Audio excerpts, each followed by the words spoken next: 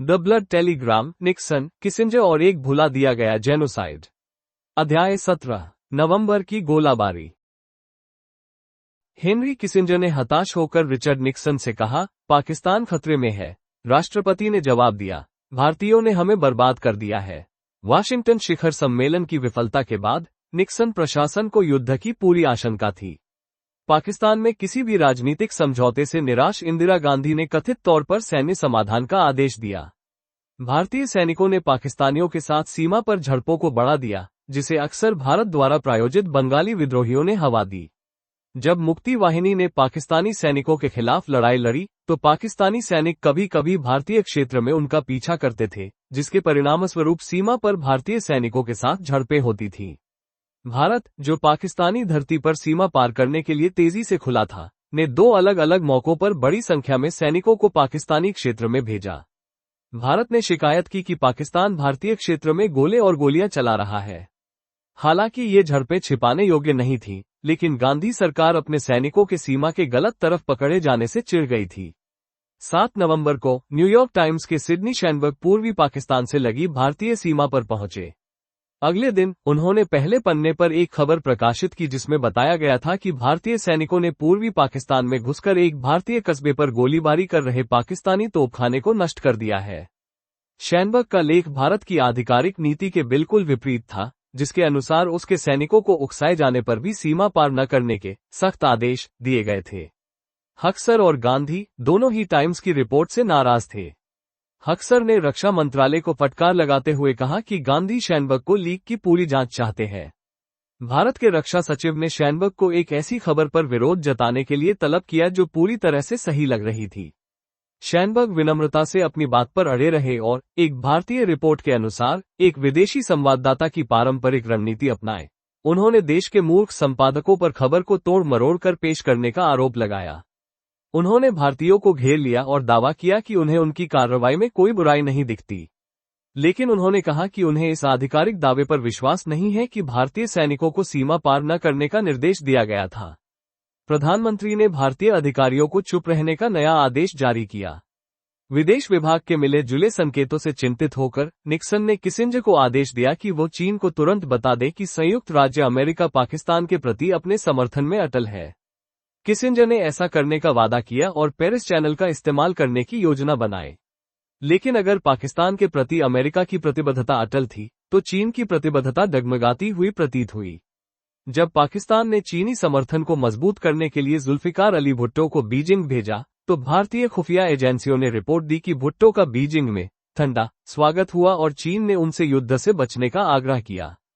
भुट्टो के सार्वजनिक दावों के बावजूद कि चीन ने भारत पर हमला करने पर समर्थन का वादा किया था, इसका मतलब ज्यादा से ज्यादा हथियार और गोला बारूद था, न कि उस तरह का सीधा हस्तक्षेप जिसकी निक्सन और किसिंजर ने उम्मीद की थी। सीआईए का अनुमान था कि युद्ध में पाकिस्तान को बचाने के लिए चीन द्वारा कोई ठोस कदम उठाए जाने की संभावना बहुत कम है। व्हाइट हाउस में गांधी के साथ अपने टकराव के बाद किसिंजर का भारत के प्रति गुस्सा फिर से भड़क उठा। ओवल ऑफिस में पाकिस्तान की उनकी तीखी निंदा उनके मन में गहराई से समा गई थी और वे बार बार इस बात को उठाते थे। उन्होंने अपना ज्यादातर समय उन्हें निक्सन को ये समझाने में बिताया कि बलूचिस्तान कभी भी पाकिस्तान का हिस्सा नहीं होना चाहिए था। इस प्रकार उन्हें उम्मीद थी कि भारत पूर्वी पाकिस्तान से अलग हो जाएगा और पश्चिमी पाकिस्तान को तोड़ देगा, ताकि पाकिस्तान समस्या हमेशा के लिए हल हो जाए। हालांकि उन्हें विश्वास था कि भारत हमला करेगा, लेकिन वे पाकिस्तान के पहले हमले के हताश तर्क को भी समझते थे। अगर वे पूर्वी पाकिस्तान को राजनीतिक रूप से खोना ही चाहते हैं, तो युद्ध में क्यों नहीं खोते? इंदिरा गांधी पर जनता का भारी दबाव था, जो भारतीय संसद के शीतकालीन सत्र के दोबारा शुरू होने पर और भी बढ़ गया। जैसा कि किसिंजर ने बाद में लिखा, ये रक्तपिपासु था। वाशिंगटन से लौटकर उन्होंने इस छिपे हुए कानूनी सूत्रीकरण की निंदा की कि यह पूरी तरह से पाकिस्तान का आंतरिक मामला है और मुक्ति वाहिनी के सबसे बुनियादी लोकतांत्रिक अधिकारों और स्वतंत्रताओं की रक्षा में वीर संघर्ष की प्रशंसा की।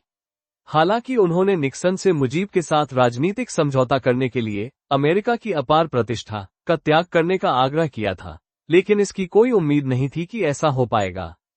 काश हम और कुछ कर पाते, निक्सन ने ओवल ऑफिस में एक बैठक में पाकिस्तान के विदेश सचिव से कहा।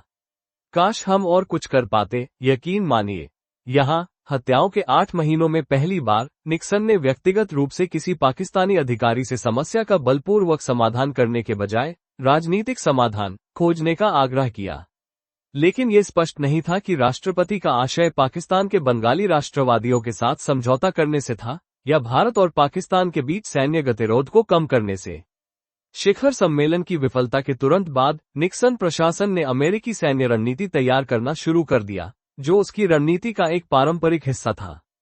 प्रशांत कमान के commander in chief admiral John मैकेन junior ने वियतनाम में सामरिक हवाई सहायता प्रदान करने वाले एक विमानवाहक पोत कार्य समूह को बंगाल की खाड़ी में स्थानांतरित करने की योजना बनाई। व्हाइट हाउस के कर्मचारियों ने किसिंजर को सेना की गुप्त योजना के बारे में जानकारी दी और जॉइंट चीफ्स ऑफ स्टाफ ने तुरंत सहमति दे दी। निक्सन और किसिंजर ने याह्या पर अपना सब कुछ दांव पर लगा दिया था, लेकिन उन्हें एहसास हुआ कि वे घटनाओं के तूफान में बह गए हैं। अगस्त में दिसंबर के लिए व्हाइट हाउस के आगामी शिखर सम्मेलनों के कैलेंडर की योजना बनाते समय HR हाल्डेमैन ने पूछा कि क्या यह अभी भी एजेंडे में है। नहीं, निक्सन ने एक अजीब सी खामोशी के बाद कहा। किसिंजर ने एक और दर्दनाक विराम के बाद धीरे से कहा, मुझे नहीं लगता कि वो तब तक पदभार ग्रहण कर लेंगे।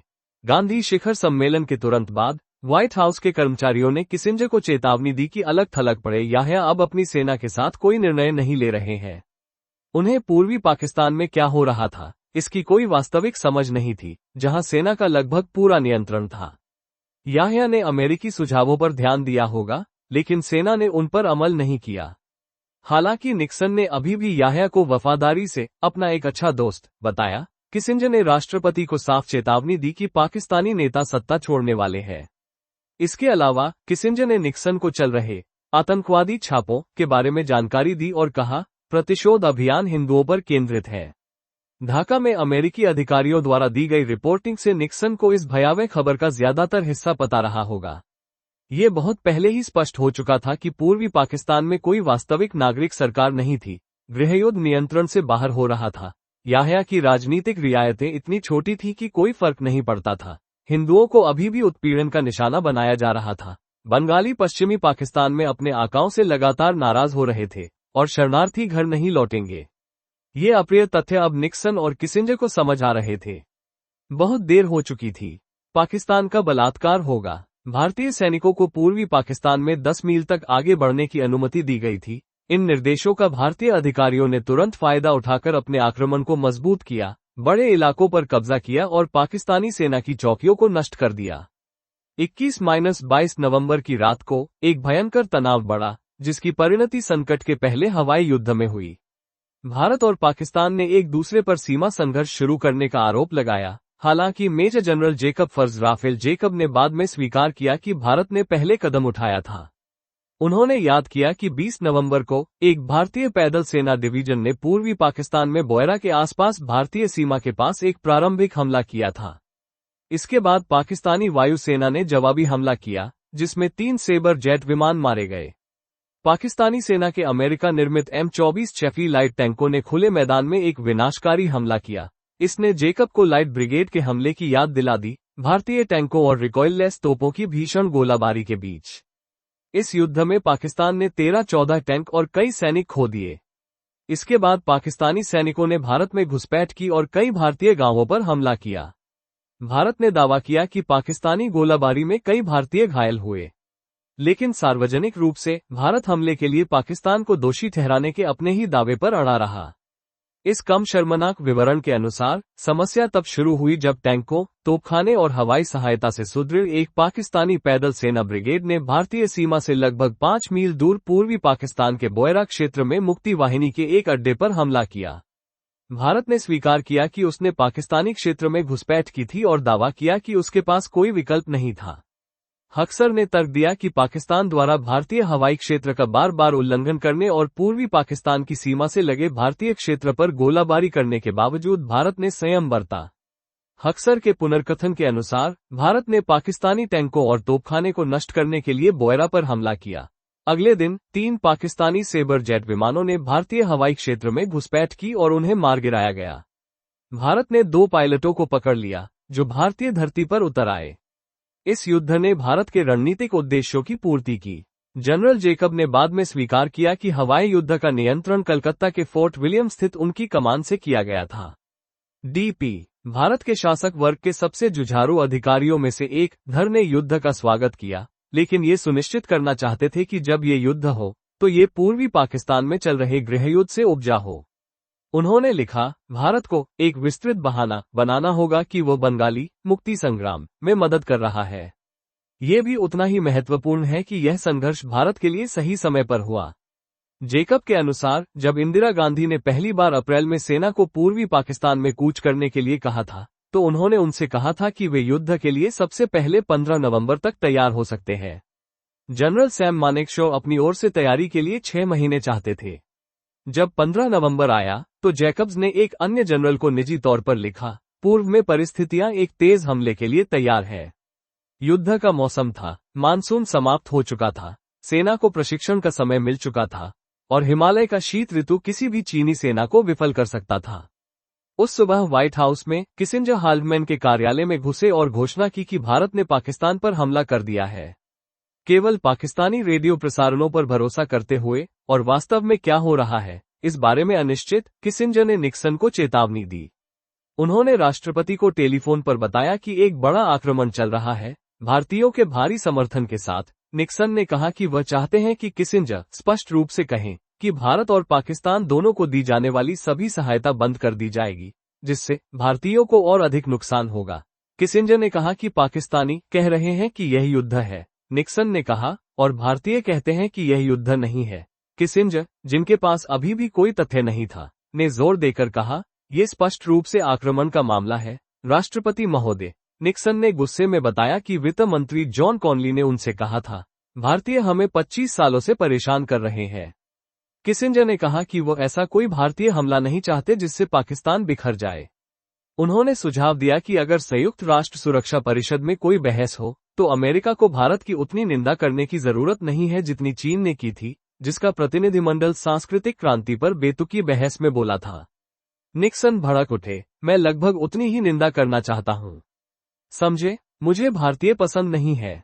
अगले दिन किसिंजर ने कहा, भारत अपमानजनक है। उन्होंने जोर देकर कहा कि भारत की कार्रवाई संयुक्त राज्य अमेरिका को अपमानित करने की सोवियत योजना का हिस्सा थी। भारतीयों को कुत्तों के बच्चे कहते हुए किसिंजर ने एक प्रेस कॉन्फ्रेंस के लिए आक्रामकता के खिलाफ एक उच्च स्तरीय रुख तैयार किया। ये संयुक्त राष्ट्र चार्टर के खिलाफ है, यह इस देश के सिद्धांतों के खिलाफ है और उन्हें इसी आधार पर हम पर हमला करने के लिए मजबूर किया जाना चाहिए। लेकिन जब निजी तौर पर कहा गया कि संयुक्त राष्ट्र में बातचीत ही आगे बढ़ने का एकमात्र रास्ता है, तो किसिंजर ने झल्लाकर कहा, खुद को बेवकूफ न बनाएं, इसका मतलब है कि पाकिस्तान का बलात्कार होगा। बोयरा की लड़ाई के बाद जनरल मानेकशॉ ने चुपचाप भारतीय सेना को पाकिस्तानी क्षेत्र में नए और लगातार बेशर्म हमले करने का आदेश दिया। हालांकि सीआईए ने तर्क दिया कि यह एक सीमित अभियान था, लेकिन जॉइंट चीफ्स ऑफ स्टाफ के अध्यक्ष को यकीन था कि भारतीय सैनिक इसमें शामिल थे। किसिंजर ने कहा, ऐसा कोई तरीका नहीं है जिससे गुरिल्ला टैंक और विमान हासिल कर सकें और ब्रिगेड के रूप में काम कर सकें। हम इसे कुछ समय तक ही जारी रख सकते हैं। ये एक ऐसी दुनिया है जहां देश दावा कर सकते हैं कि ये गुरिल्ला कार्रवाइयां हैं।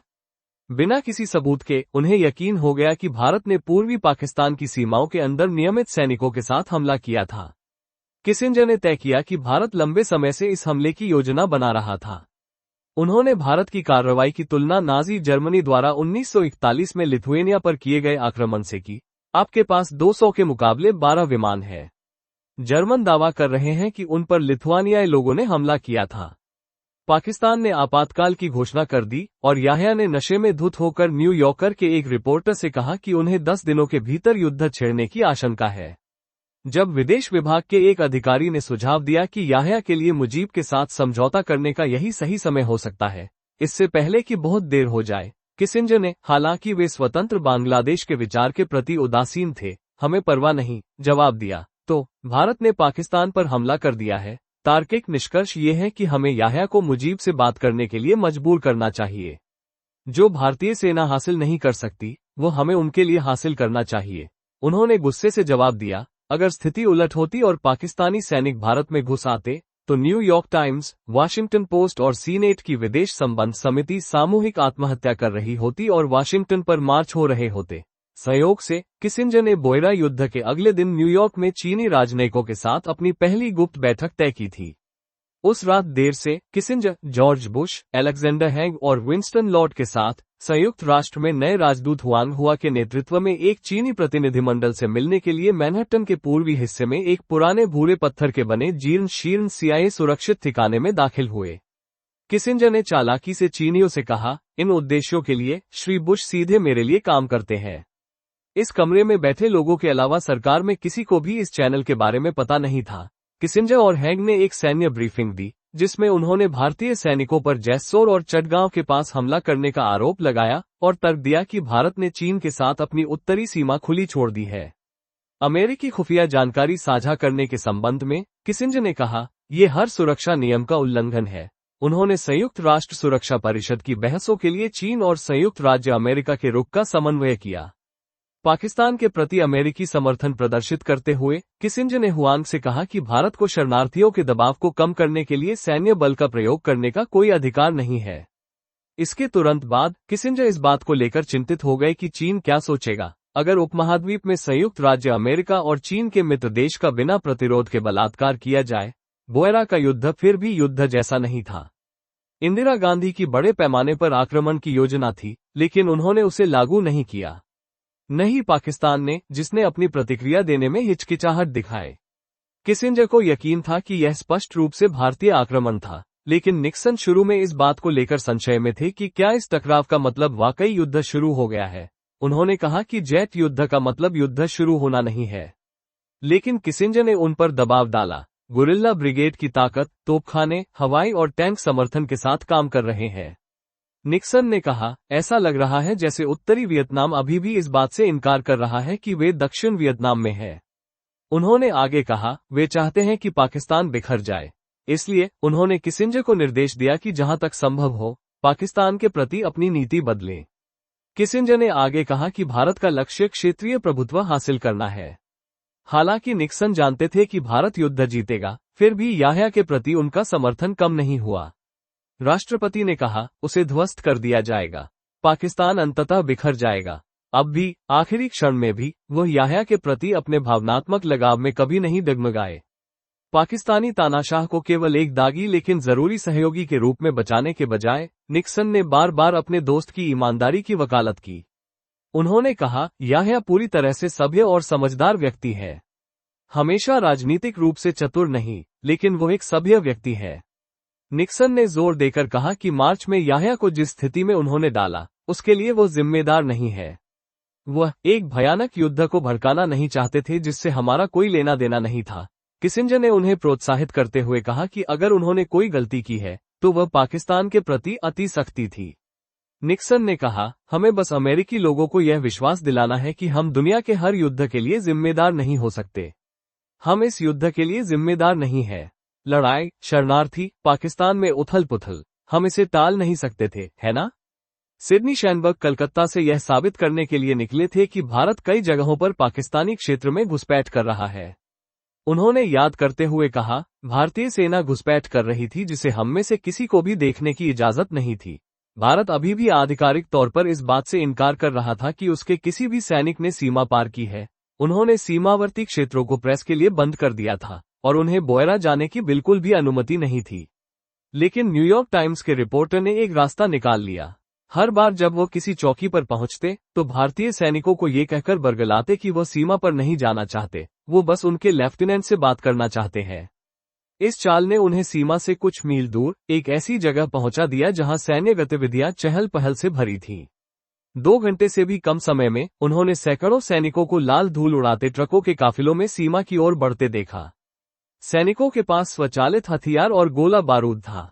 ट्रकों पर ढेर लगे थे, छलावरण जाल से ढके हुए थे और गोला बारूद से लदे हुए थे। उनके पास टैंक, मेज, कार्यालय का सामान, सब कुछ था। वे कहते हैं, आपको पता था कि वे अंदर जा रहे हैं। दूर से उन्हें तोपखाने की आवाज सुनाई दे रही थी। भारतीयों ने उन्हें रोक दिया। शैनबर्ग ने अधिकारियों के एक समूह को बियर पीते हुए पाया और एक पुराने रिपोर्टर की चाल का इस्तेमाल किया। ये पूछने के बजाय कि क्या वे पूर्वी पाकिस्तान के अंदर है, उन्होंने बस मान लिया कि वे अंदर है। उन्होंने एक मेजर से कहा, आपको पाकिस्तानी सेना को खदेड़ना होगा। भारतीय अधिकारी ने कहा, हाँ, वे जेसोर पहुंच गए हैं। शैनबर्ग ने ये सब लिख लिया। उनकी कहानी न्यूयॉर्क टाइम्स के पहले पन्ने पर छपी।